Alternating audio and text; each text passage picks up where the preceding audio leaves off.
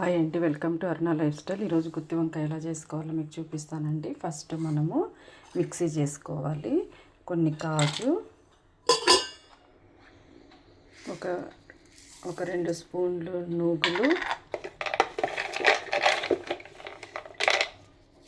ఒక 2 స్పూన్లు పల్లీలు, 1 స్పూను కొబ్బరి powder, 1 spoon garam masala, 1 spoon ధనియా పౌడర్, మన స్పైసీకి తగ్గ కారం, తర్వాత పసుపు, మెయిన్ జీలకర్ర మెంతి పౌడర్ 1 స్పూను.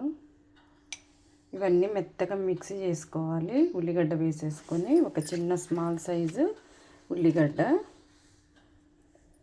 తర్వాత అల్లం వెల్లుల్లి పేస్ట్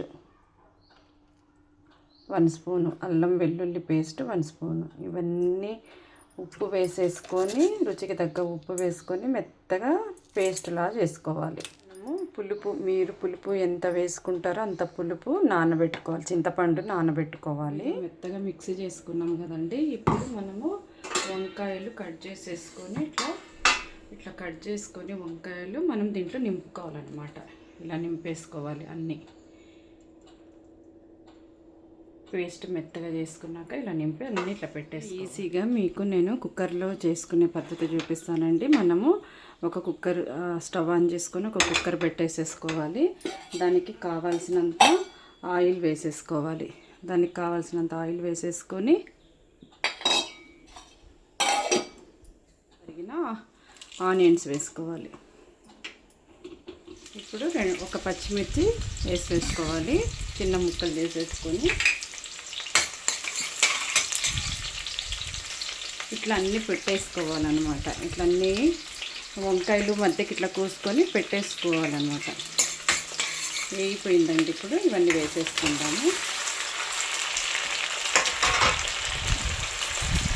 ఇంకా కొంచెం పేస్ట్ మిగిలినది ఉంటే కానీ ఇట్లా వేసుకొని మంచిగా ఎర్రగా దూరగా వేపుకోవాలి.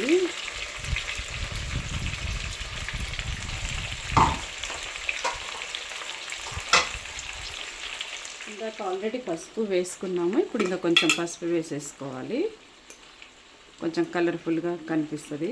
ఫ్రై అవ్వాలి. ఆయిల్ మొత్తం పైకి వచ్చే వరకు సన్నని సిమ్మి మీద మనం వేపుకోవాలి. వంకాయలన్నీ సమంగా ఫ్రై అయిందండి, మంచిగా ఫ్రై అయిపోయింది. ఇప్పుడు మనము మనకు మీ పులుపుకు తగ్గ చింతపండు వేసేసుకోవాలి. పులుపు వేసేసుకొని మనకి గ్రేవీకి కావాల్సిన వాటరు, దీంట్లో నాకు మసాలా ఉందండి, దీంట్లో వేసిన వాటర్ పోస్తున్నా. కొంచెం ఇంత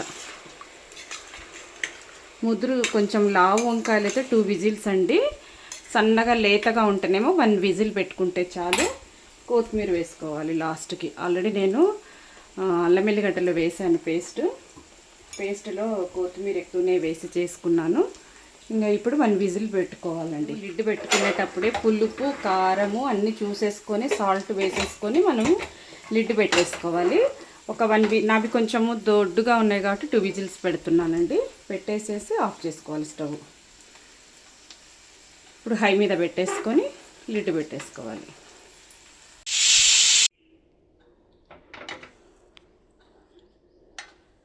చూడండి ఎంత బాగా వచ్చిందో. 2 విజిల్స్కి మంచిగా ఉడికిపోయిందండి.